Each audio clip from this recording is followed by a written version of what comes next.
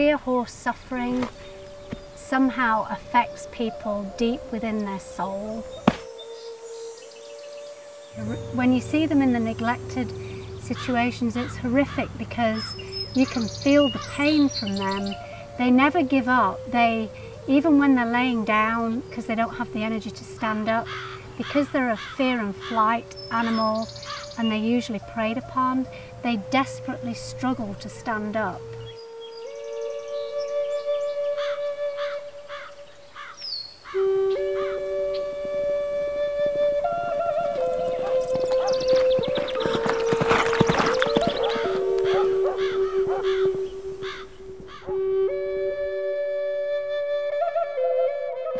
To see a horse that's broken down, that should ordinarily be a wild, free spirit, that's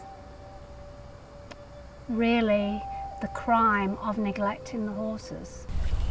I think what a lot of people maybe don't realise is how painful it is for a horse to starve. Just like people, they'll eat anything, including sticks and stones, just to put something in their stomach so they don't feel the pain of starvation. But he's a great soul, and a couple of times he's been at the point where we've called the vet, thinking he's not going to be able to get back up again. He did that 2 weeks ago on Sunday, but actually he managed to get back up and has stayed on his feet since.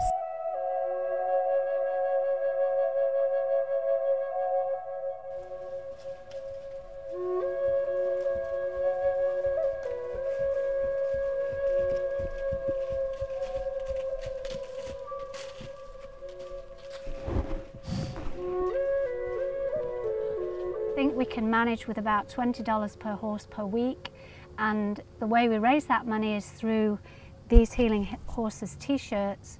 We ask for a donation of $20 per shirt, and then that feeds a horse for a week. The intensive care and the plan of care kind of go hand in hand. Once we get them through the initial acute phase of illness or disease, then we go on to the long-term plan of care. For example, when we get a horse in who is severely dehydrated, as well as suffering from malnutrition, the immediate need is to hydrate the horse. And the next move is to make sure that we get them adequate nutrition. That's going to take time to put weight on the horse, but we deal with the initial emergency and then plan our care around that for future days and weeks and months. We do a conditioned response training that starts off in a round pen. We then introduce them to the equipment, as you might say, which would be the saddle and bridle. All the way along you find that they have issues relating to past incidents and problems with previous owners. So at each of those stages we manage to evaluate and help them get over those problems. So ultimately, from the round pen to the saddling and the training program, we then, once the horse is safe, can offer them up for adoption.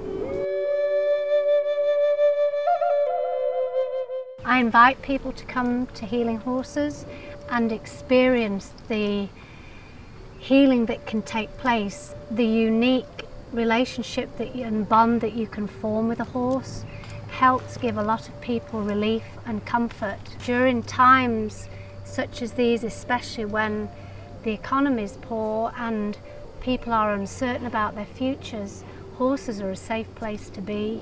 They are unconditional, they'll meet you where they are, they live in the moment, they don't judge you, and they're compassionate.